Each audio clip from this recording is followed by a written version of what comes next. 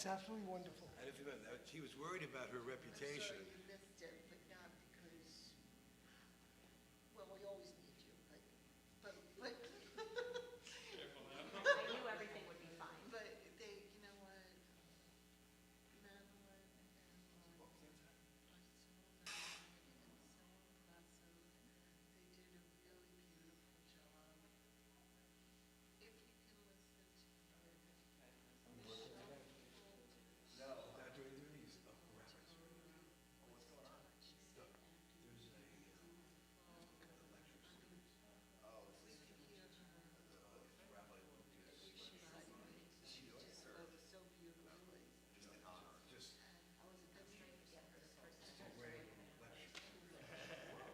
They did a really beautiful job.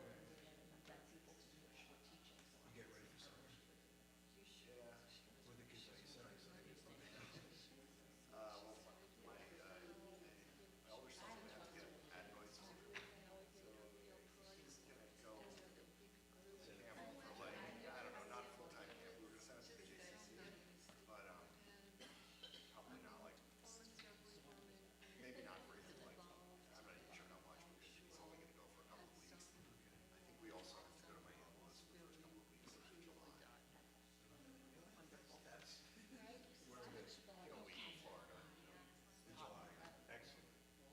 Oh, yeah, Michelle Paulson. She is very impressive. Yeah, she's a published novelist. Yeah. All right, let me figure out how to get started, but I don't see the yard sale list. But I have it on my phone.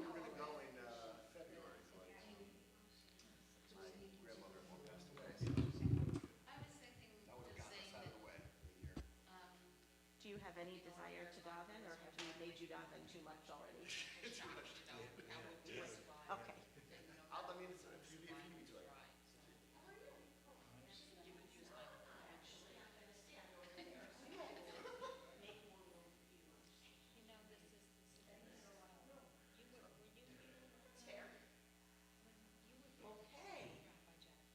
Erev Tov, everybody.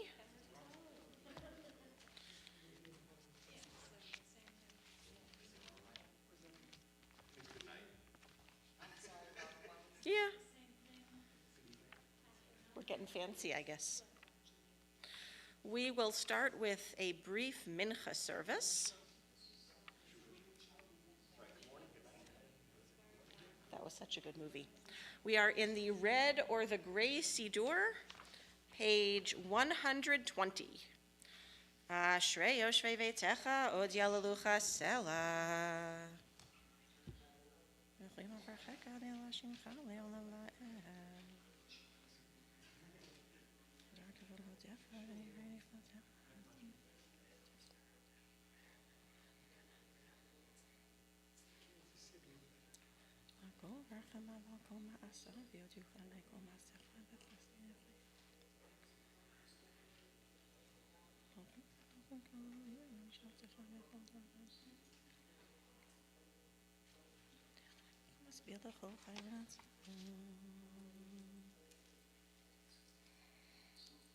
Tehilat Adonai Yadaber Pi Vivarech Kol Basar Shem Kodsho Leolam Va'ed Va'anachnu Nevarech Ya Me'ata Ve'ad Olam Hallelujah Yidkadal V'yidkadash Shemei Rabbah Be'alma divrach lirutei v'amlich malchutei b'chayechon u'vyamechon u'v'chaye dechol be'Yisrael ba'agala u'vizman kariv ve'imru Amen Yehei Shmei Rabbah mevarach le'olam olam me'almaya Yitbarach v'yishtabach v'yitpar v'yitroman v'yitnaseh v'yithadar v'yitaleh v'yitalal shemei dekudsha brichu le'ela min kol birchata v'shirata tushbechata v'nechemata da'amiran be'alma ve'imru Amen. We rise for the Mincha Amidah, page 122b. We'll begin together and then have time to complete the Amidah on our own. Baruch atah Adonai Eloheinu v'Elohei Avotenu Elohei Avraham Elohei Yitzchak v'Elohei Yaakov Elohei Sarah Elohei Rivka Elohei Rachel v'Elohei Leah האל הגדול הגיבור והנורא אל עליון, גומל חסדים טובים וקונה הכל, וזוכר חסדי אבות, ומביא גואל לבני בניהם למען שמו באהבה, מלך עוזר ופוקד ומושיע ומגן, ברוך אתה אדוני, מגן אברהם ופוקד שרה, אתה גיבור לעולם אדוני, מחיי מתים אתה רב להושיע, מוריד הטל, מכלכל חיים בחסד, מחיי מתים ברחמים רבים, סומך נופלים ורופא חולים ומתיר אסורים, ומקיים אמונתו לשני עפר, מי כמוך בעל גבורות ומדומה לך, מלך ממית ומחיה ומצמיח ישועה, ונאמן אתה להחיות מתים, ברוך אתה אדוני, מחיי המתים. נקדש את שמך בעולם כשם שמקדישים אותו בשמי מרום, ככתוב על יד נביאך, וקרא זה אל זה ואמר. קדוש קדוש קדוש אדוני צבאות, מלך כל הארץ כבודו, לעומתם ברוך יאמרו. ברוך כבוד אדוני ממקומו, ובדברי קודשך כתוב לאמור. ימלוך אדוני לעולם, אלוהיך ציון, לדור ודור, הללויה, לדור ודור נגיד גודלך, ולנצח נצחים קדושתך נקדיש, ושבחך אלוהינו מפינו לא ימוש לעולם ועד, כי אל מלך גדול וקדוש אתה, ברוך אתה אדוני, האל הקדוש.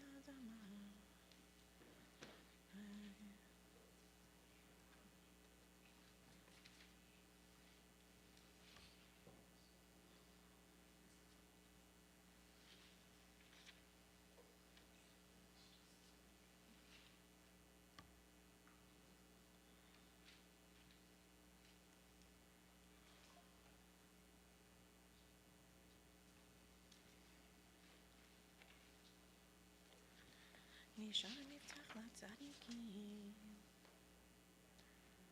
בוני ירושלים,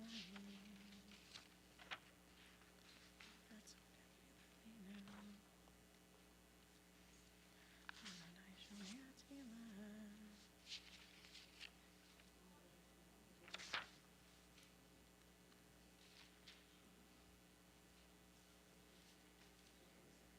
וניסך שבכל יום ימנו.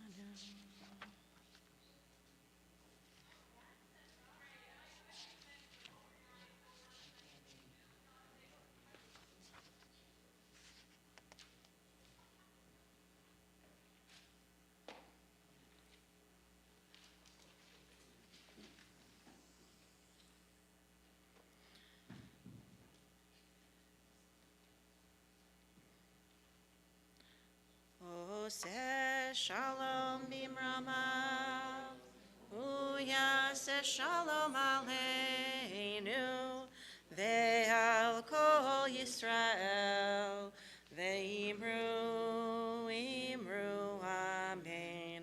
יעשה שלום, יעשה שלום, שלום עלינו ועל כל ישראל, יעשה שלום, יעשה שלום, שלום עלינו ועל כל ישראל, ואמרו אמן.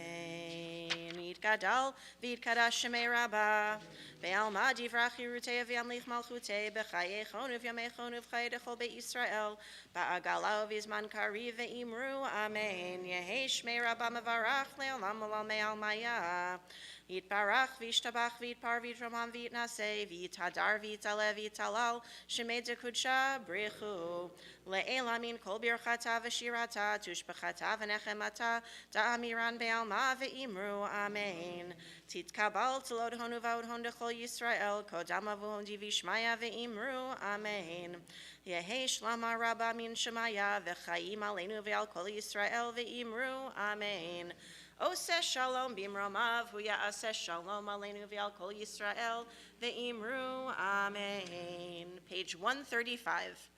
Aleinu l'shabeach la'adon hakol la'teit gedula liotzer v'reshit shelo asanu kegoye haratzot velo samanu kemishpechot adama shelo sam chelkeinu kahem v'gor aleinu kechol hamonam va'anachnu korim umishtachavim umodim lifnei melech malchei hamlachim hakadosh baruch hu.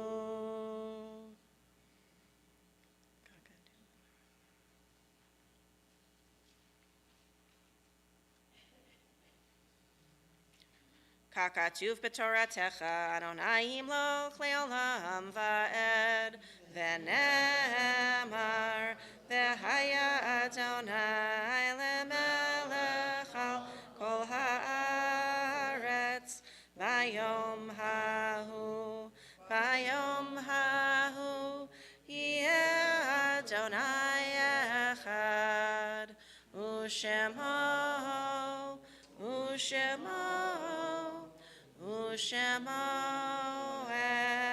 echad. This afternoon, as we conclude the 15th of Iyar, we remember with fond affection Annie Gohl, Eleanor Fry, Howard Greif, Martin Appleman, Sam Cogan, Sarah Chase, Sidney Roth, and Sylvia Miller. Additional names? Rabbi Yosef Ari and Miriam Esther.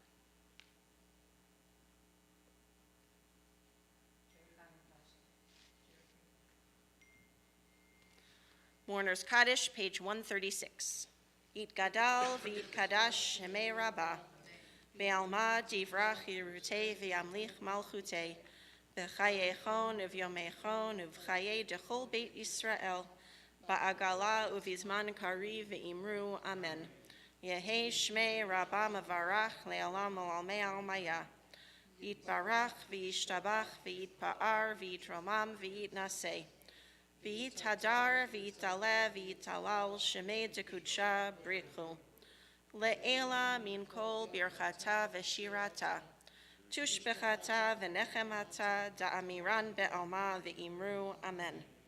Yehi shlama rabba min shemaya v'chaim aleinu v'al kol Yisrael v'imru amen. Oseh shalom bimromav hu ya'aseh shalom aleinu v'al kol Yisrael v'imru amen. We now turn ahead to our Mariv service. We rise for Baruchu, page 137. Vehu rachum yechaper avon v'lo yashchit, v'hirba lahashiva po v'lo ya'ir kol chamato, Adonai Hoshea hamelech ya'anenu v'yom korenu. Baruchu et Adonai hamvorach. Baruch Adonai hamvorach le'olam va'ed. You may be seated. Baruch atah Adonai Eloheinu melech haolam. Borei yom v'layla. El chai v'kayam tamid yimloch aleinu le'olam va'ed. Baruch atah Adonai hama'ariv ha'ravim. Ahavat olam beit Yisrael.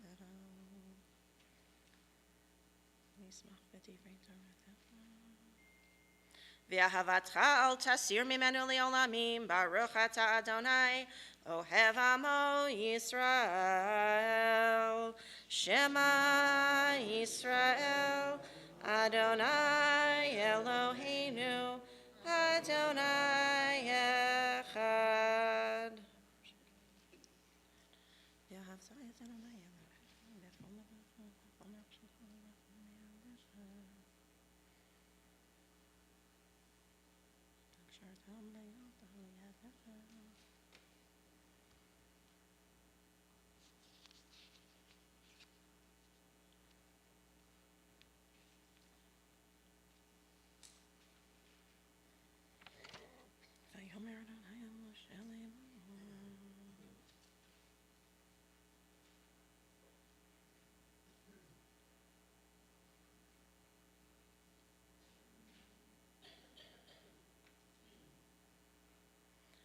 Adonai Elohechem Emet.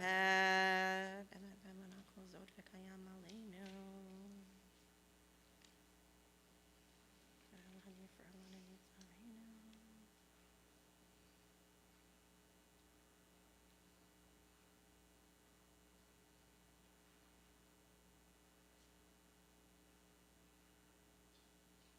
Umalchuto baratzon kiblu alehem, Moshe v'nei Yisrael lecha anu shira, besimcha rabba v'amru chulam, mi chamocha ba'elim Adonai, mi kamocha nedar ba'kodesh, nora tehilot o seifele, malchutcha ra'u v'necha bokei ayam lifnei Moshe, ze eli anu v'amru, Adonai imloch leolam va'ed.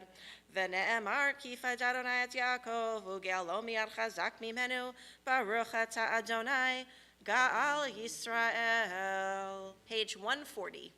השכיבנו אדוני אלוהינו לשלום.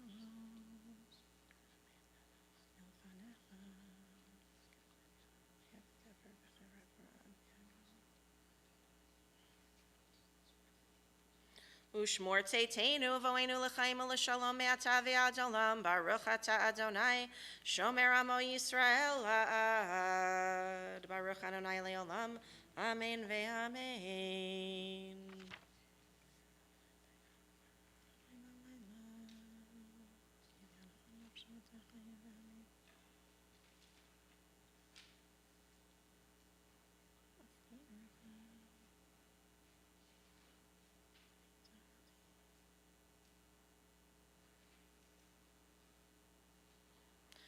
כי המלכות שלך היא לעולמי עד תמלוך בכבוד, כי אין לנו מלך אלא אתה, ברוך אתה אדוני, המלך בכבודו תמיד ימלוך עלינו לעולם ועד, ועל כל מעשיו יתגדל ויתקדש שמי רבה.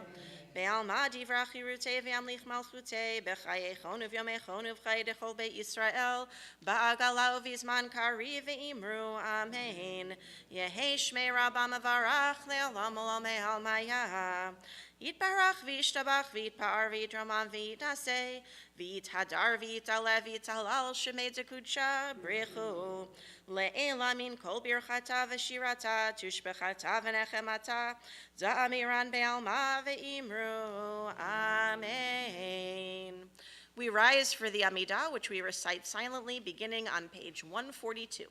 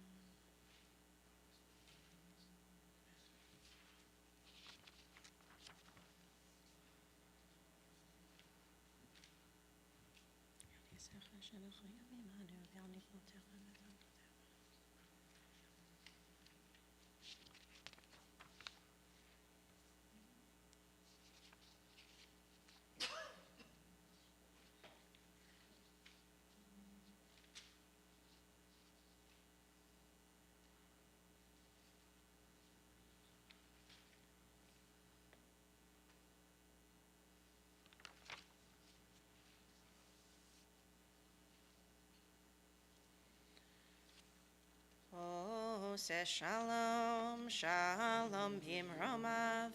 Hu yaseh shalom. Oh, say shalom, shalom bimromav. Hu yaseh shalom. Hu yaseh shalom. Shalom aleinu. Ve'al kol Yisrael, ve'imeru amen. Oh, say shalom, shalom bimromav. Hu yaseh shalom. Yitgadal v'yitkadash shemei Rabbi. Ve'alma divrach yirutei ve'amlich malchutei b'chayechon u'v'yamechon u'v'chay dechol beit Yisrael ba'agala u'v'zman kari ve'imru amen. Yehei shmei Rabbi mevarach le'olam olam me'al maya. Yitbarach v'yishtabach v'yitpar v'yitromam v'yitnaseh v'yitadar v'yitaleh v'yitalal shemei dekudsha brichu. Le'ela min kol birchata v'shirata tushbechata v'nechemata da'amiran be'alma ve'imru amen. Titkabal talod honu v'od hon dechol Yisrael kodama v'hon divishmaya ve'imru amen. Yehei shlama rabba min shemaya v'chaim aleinu v'al kol Yisrael ve'imru amen. Oseh shalom bimromav hu ya'aseh shalom aleinu v'al kol Yisrael ve'imru amen. Before the Aleinu, I'll just make mention of the fact that we are in the period of the counting of the Omer. It will be time to count the Omer after dark, and this has been, up until now, the 30th day of the Omer. Aleinu, page 150. Aleinu l'shabeach la'adon hakol, la'teit gedula liotzer breshit, shelo asanu kegoye haratzot, velo samanu kemishpechot adama, shelo sam chelkenu kahem, vegor aleinu kechol hamonam, va'anachnu korim, umishtachavim umodim, lifnei melech malchei hamlachim, hakadosh baruch hu.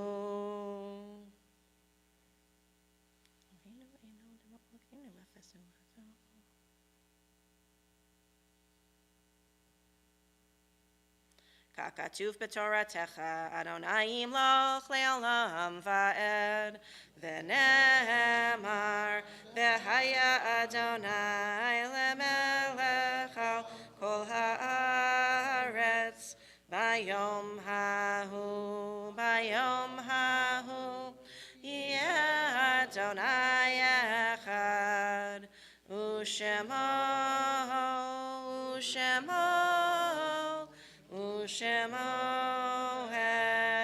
echad.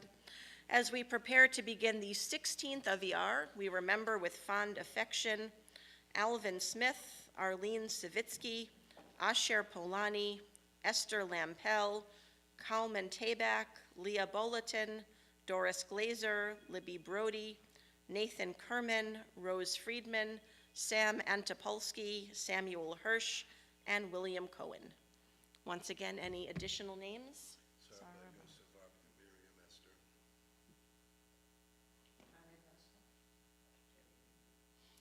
Any names from those on Zoom? Yosef ben Moshe Sarah Roni ben Yitzchak Ash. Thank you. Mourner's Kaddish, page 151. Yit Gadal v'yit Kadash Shemei Rabbah, Be'alma Divrach Yirutei V'yamlich Malchutei, B'chayechon Uvyomechon Uvchaye Dechol Beit Yisrael, Ba'agala Uvizman Kari V'imru, Amen. Yehi Shmei Rabbah Mavarach Le'alam Olamei Almaya. Yitbarach v'yishtabach v'yitpa'ar v'yitromam v'yitnaseh. V'yit hadar v'yitale v'yitalal shemei dekudsha brechu. Le'ela min kol birchata v'shirata. Tushbechata v'nechemata da'amiran be'alma v'imru. Amen. Yehi shlama rabba min shemaya v'chaim aleinu v'al kol Yisrael v'imru. Amen. Oseh shalom bimromav, hu ya'aseh shalom, aleinu v'al kol Yisrael v'imru, amen. We'll conclude in just a moment with the prayer for Israel and Hatikva. I'll just mention that for those who are staying for the author talk with Meryl, it's going to be right in here, which is why we have this fantastic setup, so you can stay right here after Minyan is over. Please rise, page 208. Avinu shebashamayim, tzur Yisrael v'goalo, barech et medinat Yisrael, reshit tzmichat geulatenu. Hagen aleha be'evrat chastecha, ufros aleha sukat shlomecha, ushlach orcha v'yamidcha l'rasheha sareha v'yoatzeha, v'takneim be'etzah tova milefanecha. Chazek et yedei meginei eretz kodshenu, v'hanchilem Eloheinu Yeshua, Va'ateret nitzachon te'atrem, v'natata shalom ba'aretz, v'simchat olam liyoshveha, v'nomar amen. Kol od ba'levav penima, nefesh Yehudi homiha, ulfatei mizrach kadima, Ayin letzion Sophia, Od lo avta tikvateinu, Hatikva bat shnot alpayim, liotam chofshi be'artenu, Eretz Zion Yerushalayim, liotam chofshi be'artenu, Eretz Zion Yerushalayim. Wishing everyone a good and peaceful night. Thank you. Good to see you. That's the middle of our country, the heartland. And the people are friendly, so I can. I know, the traffic must be light. Nobody. 5 other cars in your video now. One of my in-laws goes. Oh, the Wi-Fi. It's like my brother was in prison. And then the one that shows. Today, I didn't see anybody else. But there's no telephone service. Nobody. But it should forward to me. Oh, no worries. Can you do me a favor and call the house? Yes. I need you to film somebody down the street.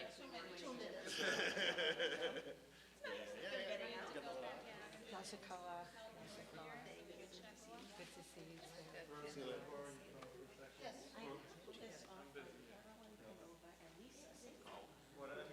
From Israel, you got them, or?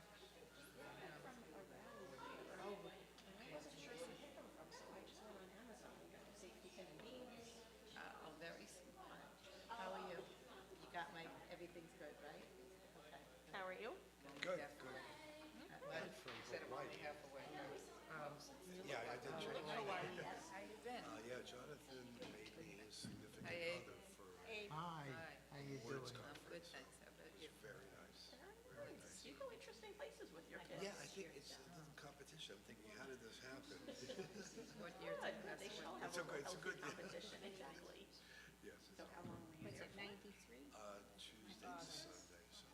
93? That seems like yesterday. I mean, I realize what I do. It's just like going to Israel. So it's a short trip to Israel. I don't know if I would have done it, but Okay, can I? very good. Yes, it's nice to see him in action. Because I've heard all the stories. Yeah. And I've come to the conclusion, I don't know about being your child's rabbi, same as being your child's accountant, but I get to know a lot of things about them, about their financial My son said decisions, that and every stuff. time. I'm always talking to them, so it's really nice to see what we've talked about all these years and how it's moving. Right, see it in action, Yeah, to exactly. really see it in action, it was very nice.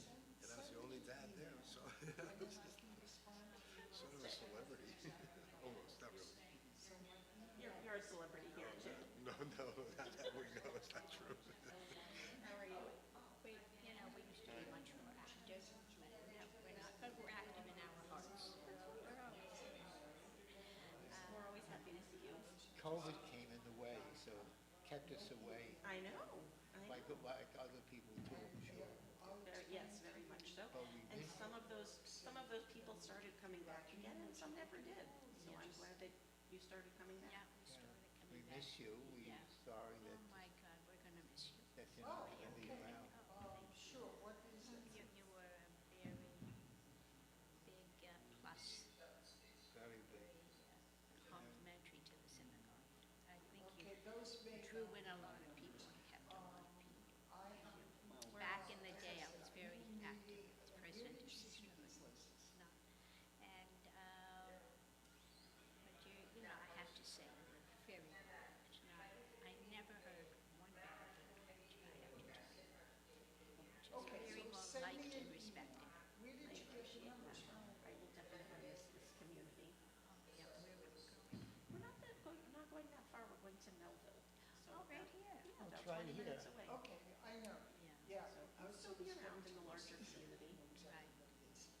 Well, we just wanted to stop. Yes, I do. I don't know exactly when you're leaving, But you didn't walk but on I to wish you all good luck, and it Wish was you good luck. a pleasure always being in shul when you were That's why- conducting your services.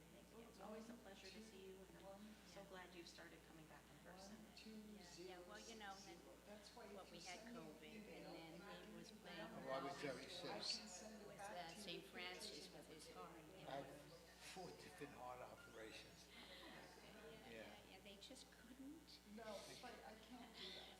They fixed one thing and then another thing. And, All of my tests came back normal, they couldn't figure out what was wrong with me. I think they just like having you I around. think so. That's not a good thing. But I went in and then I came home and then I went back in and I came home 4 times within 4 months. Unbelievable. I'll just tell you this, he seemed to have the same symptom that my mother made sure rest. Okay, well, everything He'd be fine, except he was out and it was a bit of wind. She got like, excuse me, like an angina. Just like my mother, the minute you're in the bed, you're getting in. Good thing he didn't listen to me because it wasn't so. No, we rushed him to St. Francis. Jane, that sounds bad. I said to him, yes. Now we're getting back to Oldest daughter is getting bat mitzvah. Is it bat mitzvah? His wife isn't Jewish. He said, well, all her friends got bat mitzvah. She wants to have a bat mitzvah, so she went to the Chabad, and she's now getting bat mitzvah.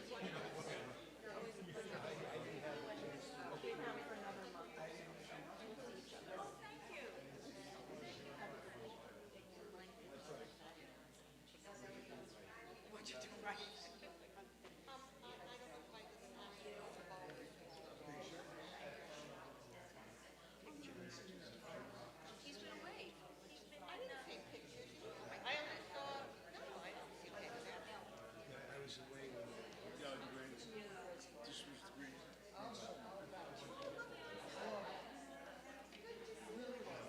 I have the best seat. You got the best seat.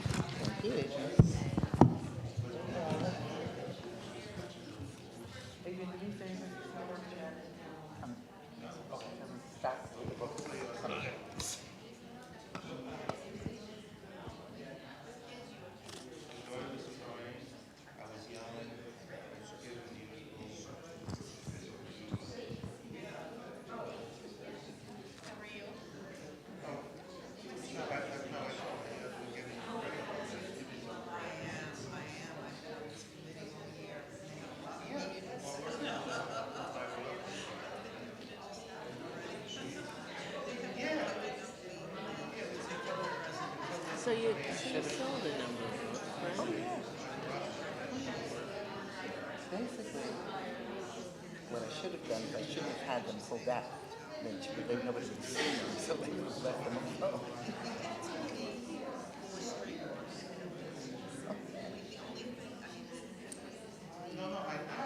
The third will go and make room. So what do you want to do? What do you want to do with these? You want to just, whatever you want to do with them. Well, we'll offer them. Uh-huh. I'll mention it, that they'll be there if anybody wants to buy it. Yeah, but I mean, you can sell it at whatever price you want to sell. Discount the price if you want to. And I,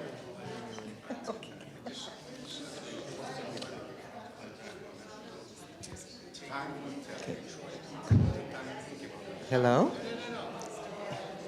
Hello, hello, hello?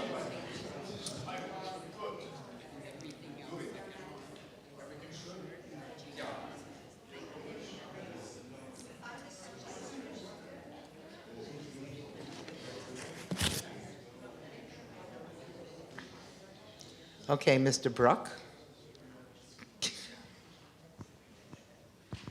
Thank you. Okay, so in honor of Rabbi Lucas's dedication to educate, impart knowledge, and inspire our community to learn, the Alan B. Lucas Lecture Series was founded. We bring authors, philosophers, and thinkers to our community to encourage us to learn, understand, and make a difference. I'd like to take a moment to thank the sponsors for this evening, Ellen Kooten, Paul Baer, the Drapkin family, Pearl and Nathan Halegua, Karen Horowitz, my husband, Rosalind and Martin Landsman, Miriam and Stephen Silverman, Ellen and Paul Walk, and of course our sisterhood, who supports all of these wonderful educational programs for the entire congregation. Tonight we're honored to have Meryl join us. She is a writer, author, podcaster, and career educator. Her award-winning post-Holocaust debut novel, The Takeaway Men, which, by the way, we have copies of outside as well, was published in 2020. Its sequel, which we will be discussing here tonight, Shadows We Carry, was published in April 2023. Her articles and essays have appeared in the Huffington Post, the New York Jewish Week, the New York Times, Newsday, and other publications. She is the host of the podcast People of the Book, which is aired on Authors on the Air Global Radio Network. Meryl is also a co-author of the award-winning book, The Living Memories Project Legacy, that last? I got it right, okay. And in 2016, wrote a companion workbook, My Living Memories Project Journal. Meryl holds a BA from Queens College, an MA from Teachers College, Columbia University, and an EDD from Hofstra University. She's a lifetime member of Hadassah, a benefactor of UJA Federation of New York, a member of the International Advisory Board of Holocaust Survivor Day, a supporter of Holocaust Centers and Causes. She lives in New York. She doesn't live in New York City. She lives right here on Long Island with her husband, Stuart. They have 3 married sons and 6 grandchildren.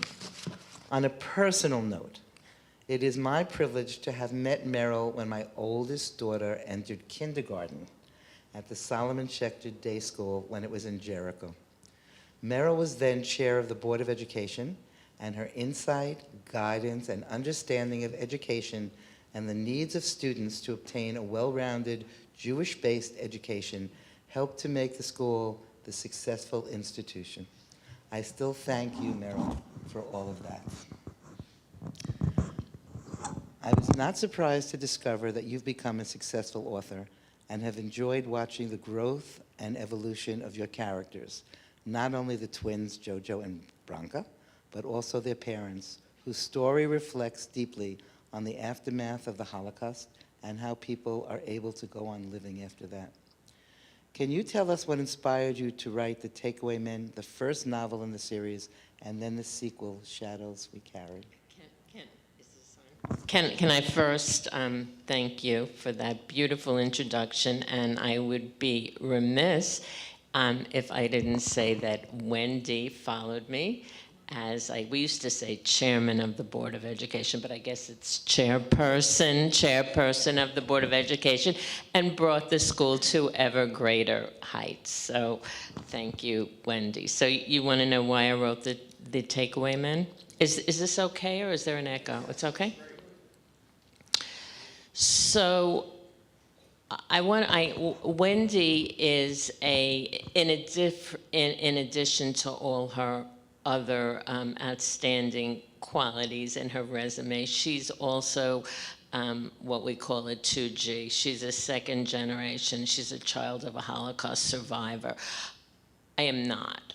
So what business did I have writing this book? The subject of the Holocaust was something that I've been very interested in ever since I was a child. I heard the word concentration camp slip from my mother's tongue, and I asked her, what's a concentration camp? And she handed me the Diary of Anne Frank, which of course does not tell you what a concentration camp is. And I think that just launched me on a lifelong search to find out what a concentration camp was, what the Holocaust was, what this meant. And of course, as I got older, my knowledge deepened, and I still have more questions than answers. When I taught, I was a history teacher, and it seems that I have been reading about, researching, and watching every film I can possibly get my hands on about the Holocaust ever since. So it's a topic which I have been obsessed with forever. I made friends with a number of second generation people. And what I learned a great deal from them. I learned that their parents, of course, carried this trauma with them to the countries they came to, but the trauma was also carried on to the next generation.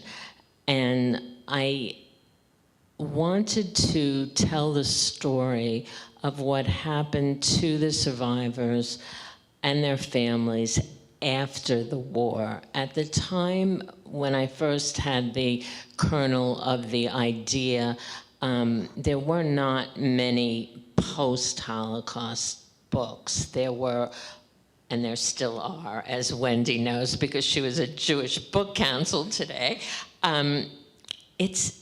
It's the largest selling fiction category on Amazon. But there were very few books about what happened to the survivors after the war. And I thought that that really did them a disservice, because they had suffered the worst trauma ever known to humankind. And, you know, the end of the story wasn't just that they, you know, the war was over, they were liberated, they went to DP camps, then they went to, most of them, went to different countries, and that was the end of the story. That wasn't the end of the story. They brought this cloud, or this shadow of the Holocaust with them, and they had a great deal of, many of them, you know, some were taken in by families, but there wasn't the kind of social service network then that there is today. And the truth is that most Americans, and even American Jews, just wanted to be finished with the whole subject. You know, even in Israel, what came out during the Eichmann trial was that it was the first time that survivors had a chance to come and tell their story. And prior to that, they were almost ashamed. Some of them were ashamed that they had survived, but it was therapeutic for them to tell the story. So I'm going on too long now. I wanted to tell this story, and that was really the impetus for the Takeaway Men. And then you follow that up with your did. second novel, I did. Shadows We Carry. I did. And what made you write a sequel to this? Well, a couple of things. The Takeaway Men ends when the main characters are really twin girls. They're not identical. And it begins really when they're born in a displaced persons camp in Germany. They come to New York. With their parents, they live in the home of some older cousins, and then it goes through the 50s and it ends in the early 60s. But I didn't intend to end the story there. I wanted to definitely bring the story into the 60s, because the 60s were so turbulent, and I wanted to also bring it into the 70s and the early 80s. And I had initially planned on writing one book, and my husband, who's in the back there, Stuart Ain, he is a journalist, and he was my muse. And so whenever I finished a chapter, I showed it to him. And when we got to what became the last chapter, he said, "That's the end of the book." And I said, "No, it's not the end of the book. I have so much more to say."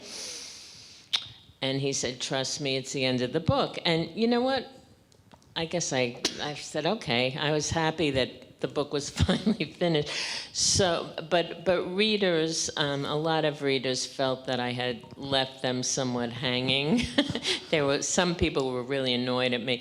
And so I wrote the sequel because I had wanted to say more, and also readers asked me to say more. So that's why I wrote the sequel. You're very good at filling in time while I was choking. Thank you Excuse very much. You're very good at filling in time while I was choking. I'm sorry. Thank you very much. Oh, thank you. Okay. You researched this, and I know that your background, unlike mine, really, you're not a second-generation person. How did you research?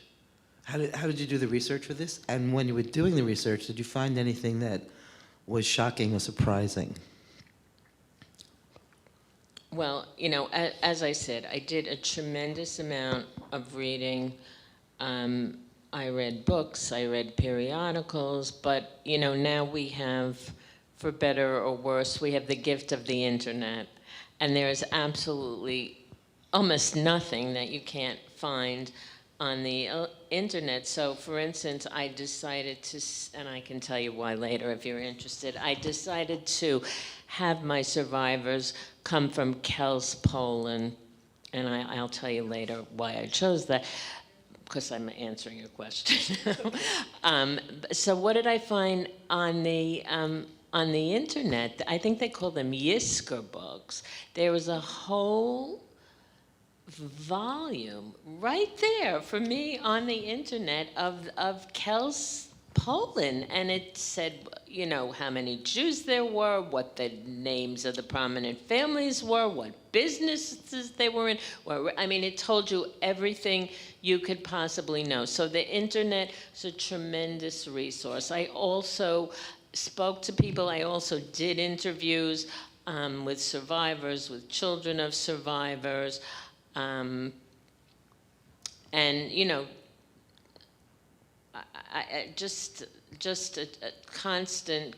And one thing that I'm very scrupulous about is that the facts be accurate. So while my story is invented and my characters are invented and what happened to them could have happened to somebody, the historical facts have to be accurate. And I actually get very upset when I read or see something where it's not accurate, because my feeling is with the Holocaust and all the events around it, you don't have to make up stuff.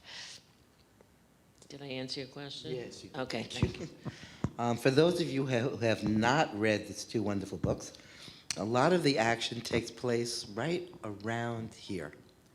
They come from the DP camps and they move to Belrose, Queens. Of course, as they go forward, there are events that take place in Great Neck. They shop in the Miracle Mile. They shopped in the old A&S. And for those of you of a certain age, the first store they shopped at was May's Department Store. So as you read through it, there's a lot of things that really reach out to you and make it something that you really, really can enjoy. You know what, I didn't answer your question of what I found that would Surprised me. you, yes. Yeah. So I found out in the first book, in the Takeaway Men, I found out, and that's why I had the family, all right, I'll answer my own question now, come from Kels, Poland, because in my research, I found out that there was actually a pogrom that took place in Kels on July 4th, 1946, 1 year after the war was over. And as soon as I found that out, I said, this has to be the town where my survivors come from. And so what the story was, very briefly, was that a young boy wanted to go back to the neighborhood he used to live in, and because the neighbor grew cherries, and he wanted to pick the cherries from the cherry trees. And so he went without telling his parents. His parents got all upset because he was missing. He came back, and everybody was in an uproar, and he made up a lie that a Jewish man in a green cap kidnapped him and held him hostage in the Jewish Community Center, which at that time was housing 180 Holocaust survivors, who were in no position to kidnap anybody. And they started all kinds of rumors, a blood libel rumor, and anyway, what happened ultimately was that a group of citizens, police officers, and soldiers stormed this community center, dragged out Jews, beat them, injured about 40, and killed about 40. And I was just astonished that this could have happened a year after the war was over. The other thing, in the second book, in Shadows We Carry, there is a scene in a German community out on Long Island, and this is actually based on fact.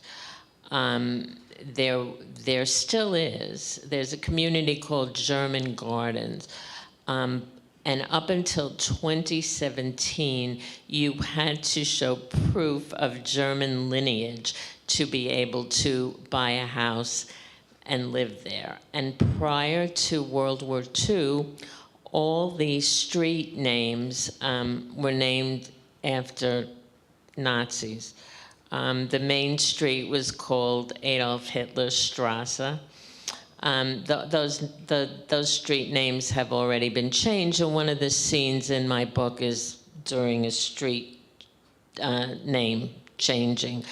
There was also a camp prior to World War I on the grounds called Camp Siegfried, where they inculcated Nazi values into young American boys and girls. But of course, when the United States entered World War II, the camp was shut down.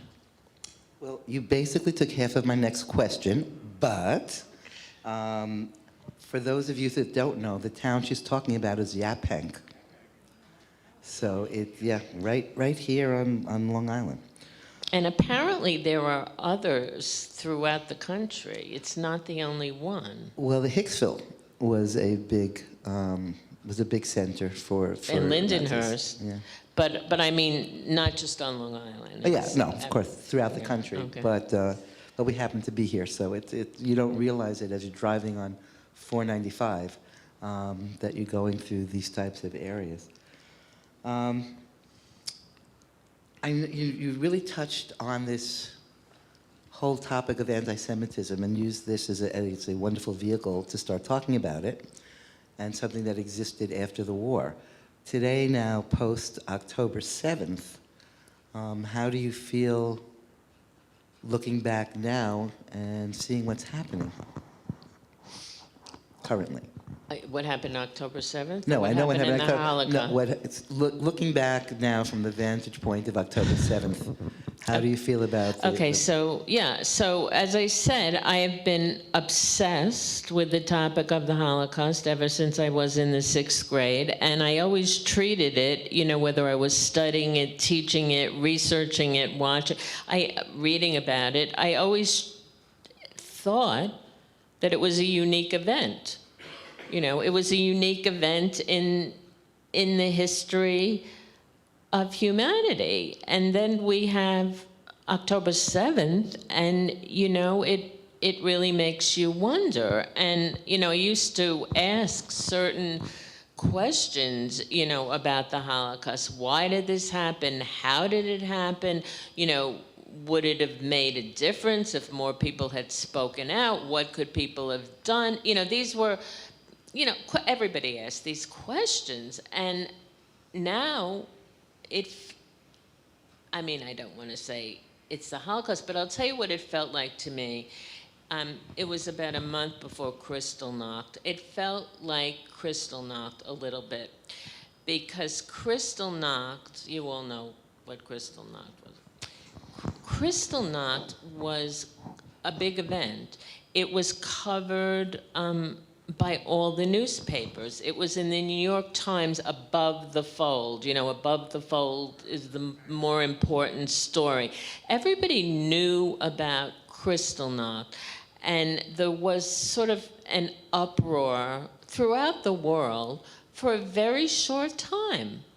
But then people weren't so interested anymore, and I feel it's really heartbreaking, that we've got these hostages. They're either languishing or not alive. And why isn't there an outcry from people other than Jews? And where's the women's movement?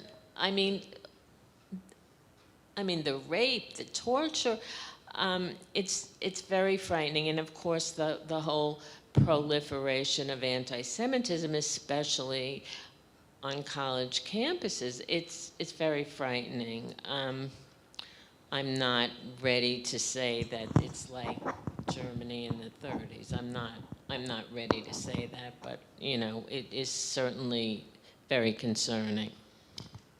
As a second generation survivor, I think I may find it even a little more perturbing, because my father came here after the war, and this was heaven.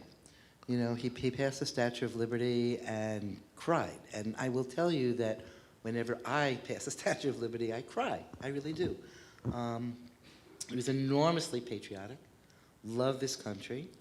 And I'll tell one quick story. My daughter got her EDD from Harvard. And when you get your doctorate, you have a hooding ceremony. And generally, it's usually your husband or your parent that hoods you.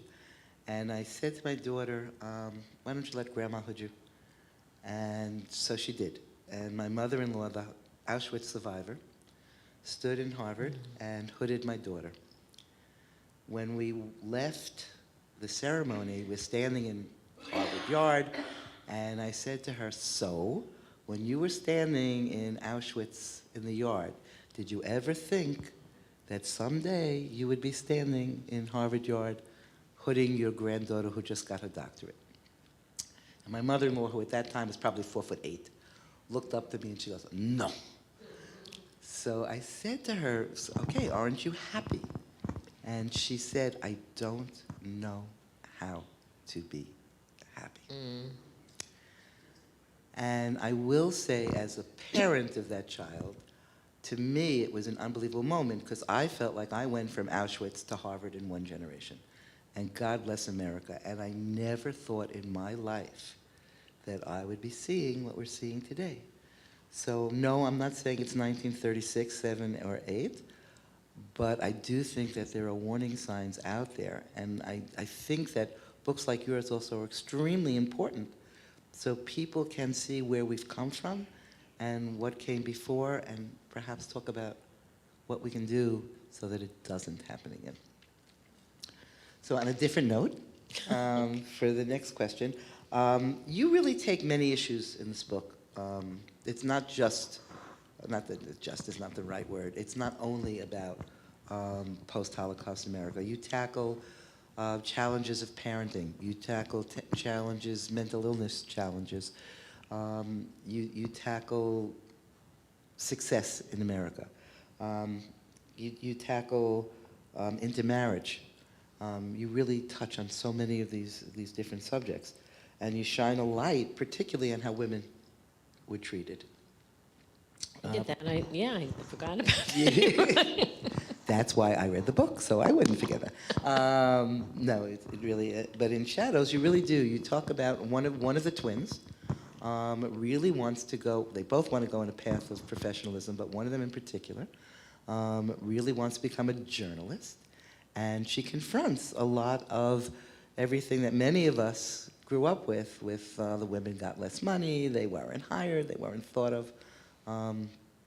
Particularly as being able to, one of the scenes I thought was fabulous in that, where she went for her interview for Columbia Journalism. Columbia, yeah. Well, that little interchange was actually, I interviewed somebody, well, Stuart is a graduate of Columbia Journalism School, so I interviewed a woman who went there at the same time, and they accepted her. But that was the interview that she had. You know, oh, you're so attractive. Are you planning to get married? Are you planning to have babies right away? You know, we want our people in the field for a long time. We're making an investment in you. We don't want you to run off and, you know, get married and have babies. And I mean, of course, a few years after that, that was illegal to do that. But during the time of the book, it was legal, and it happened. Even though it's illegal at this point, do you see that there really has been a change in the way women are able to move forward? I mean, just for example, you know, the 5, and Stuart's probably going to fact check me, so I'm going to be really careful here. But of the top 500 companies in the United States, I don't know what the exact number is today. How many do you think are top spots are run by females? I don't know the number, but I think it's not that many. It's minuscule. It's minuscule. And I'm not going to give the number out again because I have a reporter here who's going to fact check me. But it's way under 100. It's way under 100. On the other hand, more than half the students in medical school, law school, are women. Stuart always points out whenever we turn on, you know, the TV news or cable TV, how there are so many women. And, you know, years ago, there were hardly any women. So some places have changed, but obviously in the corporate world, not so much. We still have a ways to go. Yeah. And someday we will have a first female president. But we know who that's not going to be for a while. Perhaps someday. What are you working on now? Well, I needed to take a break from these characters. So I'm actually writing short stories, and I'm hoping to come out with a book of short stories in the fall of 2025, and the stories will be mostly about two women and their experiences. One is a member of the greatest generation, and the other one is a baby boomer. And are you going to be appearing anywhere around here soon so we can... Well, I am going to be live at UJA in Syosset on June 17th at noon. And I have several virtual events between then and now. I'd like to open the floor for any questions. Yes, Rose. It's not really a question, but I just wanted to share that my dad is a survivor from Kelt's Pole. Oh my goodness! Oh wow! And the woman, Susha Montag, who introduced my mother and my father, is a survivor of that Kelt's pogrom. Wow!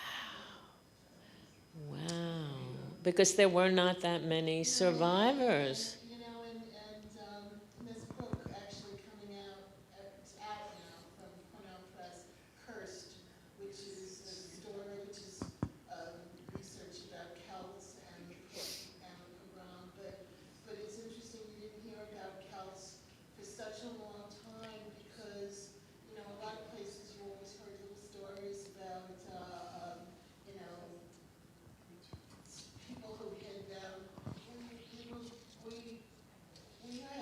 We've heard that people in the community, they gave money to the Poles to hide them and shelter them, and to every one of them, as soon as the Germans came in, they all gave up the hiding places. They're very, not many. Yeah. Everyone always said my family was lucky. That yeah. I have a family of 9 children, 5 of them survived. And can you tell me your name? Yes, our name is Golubiowski, and I'm Rose Gold. Hi, Rose. You know, that was one of the decisions that I mentioned earlier when I decided to make my characters come from Kells, and I went through a whole process to come up with that. So I thought about, well, I didn't want to do France, I didn't want to do Germany, I wanted to do Holland, and I settled on Poland. And I started researching different areas in Poland, so there had to be a ghetto, and there had to be a forest, and I couldn't pinpoint it. And then Stuart and I went one summer to the Berkshires for a week, and there was a Jewish film festival, and there was a film called Bogdan's Journey. I'm sure you've seen that. And it was about a young man who lives in Kells now, and he went back and interviewed people about the Kells pogrom. And after that, I said, oh, they have to come from Kells. But there's a group on Facebook. Are you a member of that? Descendants of... Okay, but not Facebook. You're not a okay, you're lucky. Okay. But I understood there were very few survivors from Kells. Meryl is coming back for 2 reasons. She's met somebody from Celts, and she also met somebody that you grew up with. I did. So there you go. Did. Karen Pessa, I don't know what her name is. Spitalnik. Oh, Karen Spitalnik. I remember that name. There you go. Susan. Yes, my parents' family came from the borough of Kelsey and town of Plymouth, or Polish and British, Plunge. And a number of, most of the family unfortunately did not survive. My parents came before the war, but a number of them would tell us who did survive what happened when they went back to the town. That the Pole came and took them to the Vistula River, tied big rocks around them, and sunk them into the Vistula River. So there were some survivors, but unfortunately, when they came back to their towns, that they met with that fate.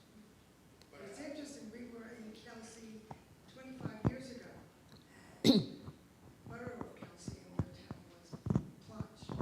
And we met up with two older folks who, my family, when I came back, told me, they knew who they were. They were the biggest anti-Semites who reported all the Jews. No, but I'm saying these two, woman and man, elderly man, and they gave me their name. We were talking. I had a translator with us. And my cousins, unfortunately, still remember them, and they said they were the worst. But then that's when I found out that so many did survive, or a number of them did survive, but unfortunately, got with the fate, were killed after they came back to their towns. Wow. Avi. My mother and my father in Chicago. My mother is 103 years old and she's still alive in Israel. They are the only couple that came back after the war who were married before the war. They came from Kelt? They came back, no, they came from Constantine. But they were married before the war and they came together after the war. Wow. The only couple survived.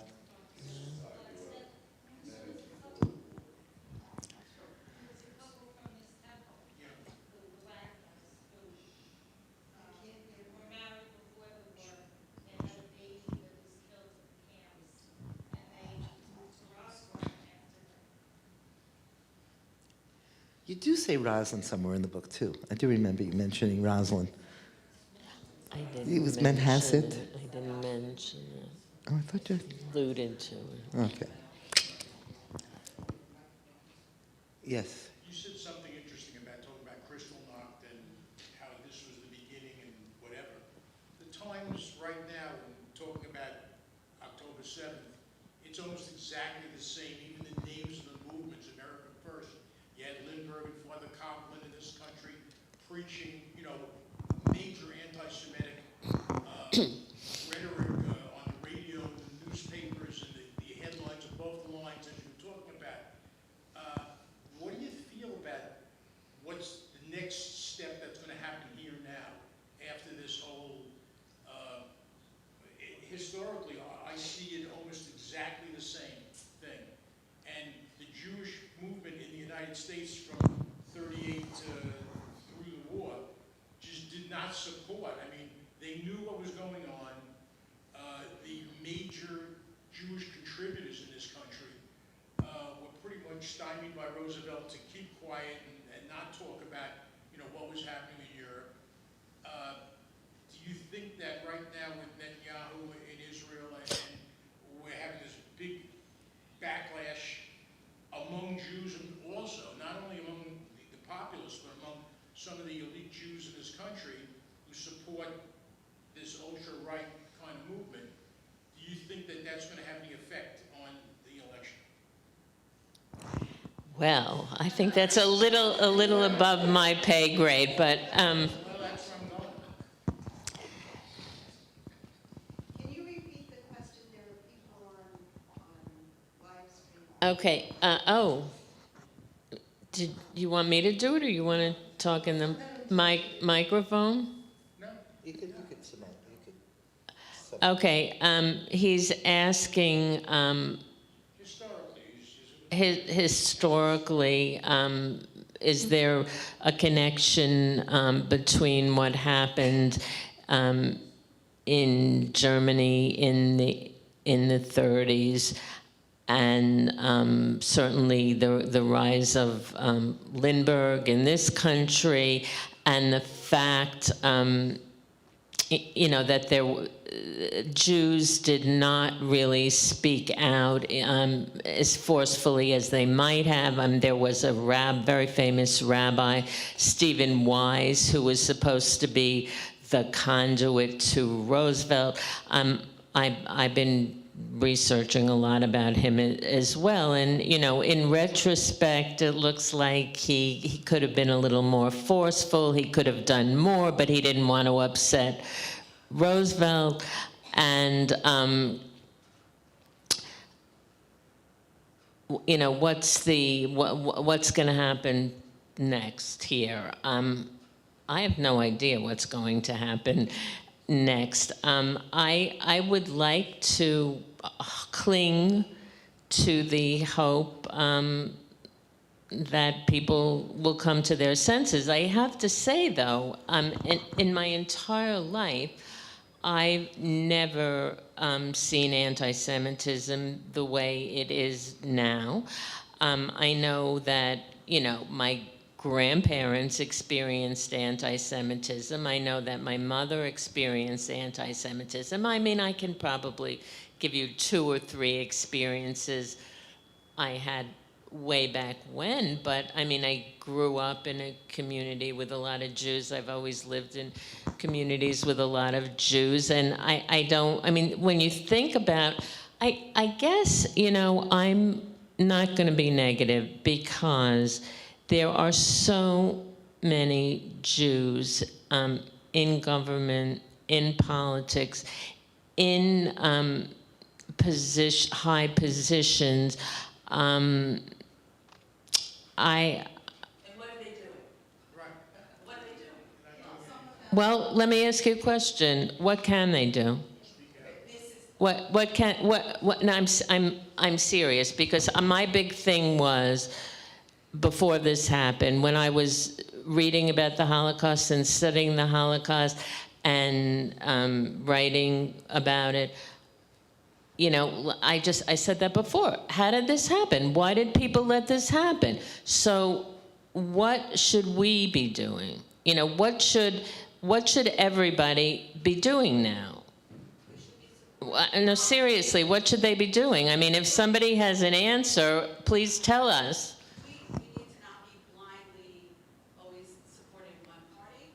We need to support the candidates, and the representatives who represent the Jewish people, be they a Republican or Democrat. We can't be blindly always voting Democrat or always voting Republican, whatever it is. If you look at AIPAC, they'll tell you which candidates are running that need our support, that support Israel, whatever side of the spectrum they're on. So I think we need to do that. We need to always be signing the petitions that come out, forward them to your friends. Read the news, be aware, talk to people, and a lot of it is coming from the Muslim community, unfortunately.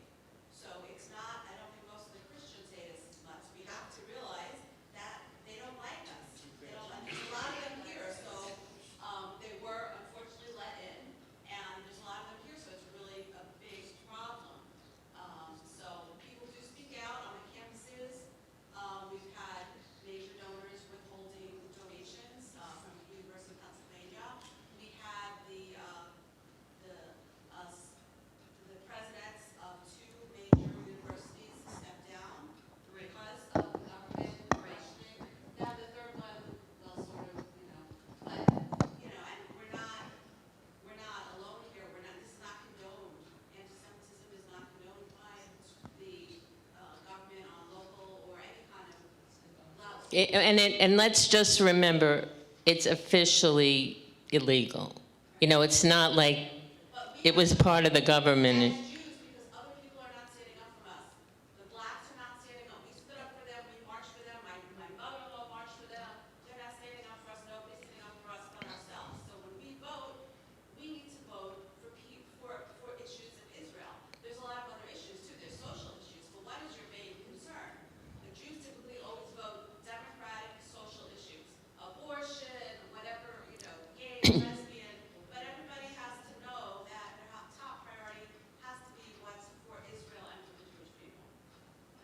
Stuart. Also, people are saying, you know, all these pro-Palestinian groups, that these people are being paid. Somebody told me that they have a housekeeper. She said, I'm not coming in next week. Why? Because she's being paid more to join a pro-Palestinian march than the lady who was paying her in the housekeeping. So these people are being paid. Iran is paying a week from Sunday on June 2nd. The Jewish community is being asked to come out and show support for Israel through the annual Israel parade. And I'm calling it Salute Israel, or Celebrate Israel anymore.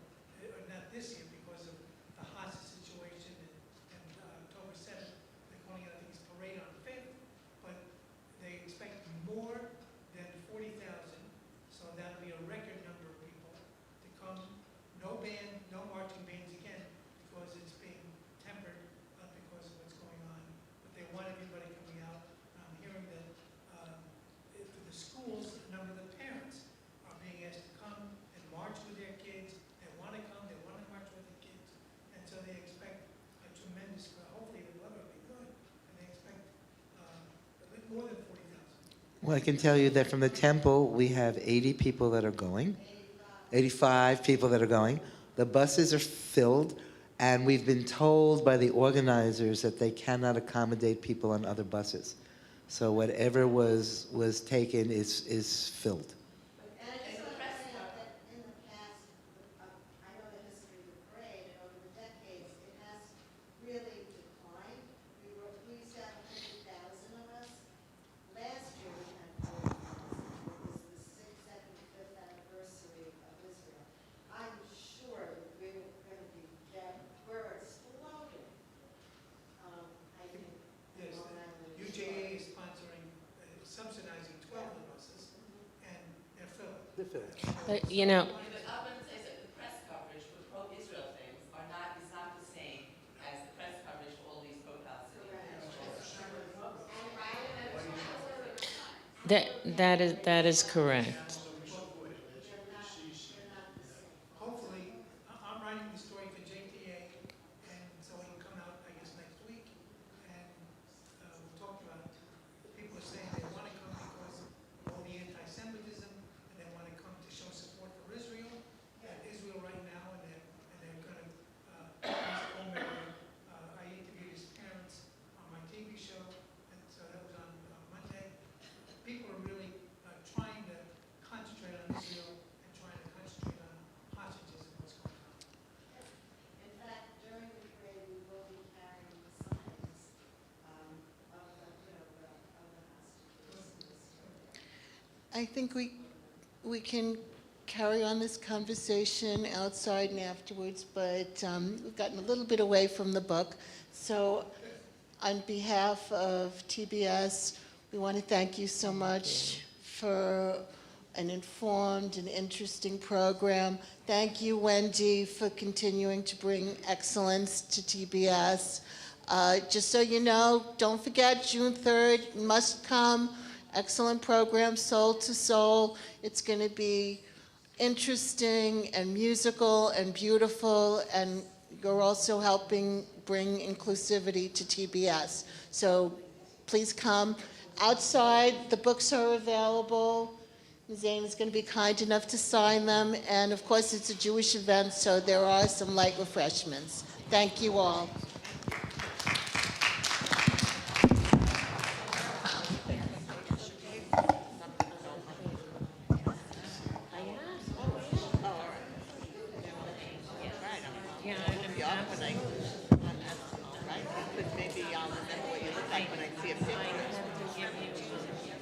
I just have to tell you that you made me laugh because I went to school in Belrose, and I went to junior high school 172. I did too, and Ron taught there. Oh my God, I didn't know that. And I was a salutatorian in 1971, I think. At 172. And then I went to Van Buren. But I also remember the maze because a lot of my friends worked in the maze on Union Turnpike. It's not there anymore. But I remember that, and that made me laugh when you said that. So the character has that? I want to thank you. This was very interesting, amazing. And most amazing is that of all the places, Kelsey, I call Kelsey, was the How do you place. pronounce it? I don't even. Yeah, Kelsey. Kelsey. Oh, right, yeah. And, oh my God. They were both very good. I'm going to actually escort you outside so that you can sign. Okay. I have a bookmark with my email on it. Oh, even better.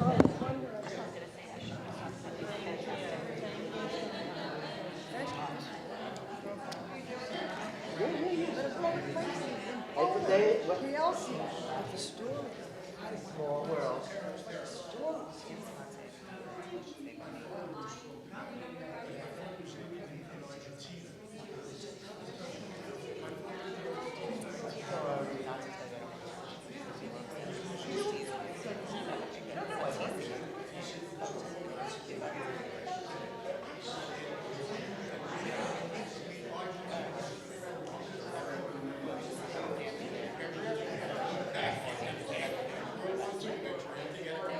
It was funny to see Andy come back to the station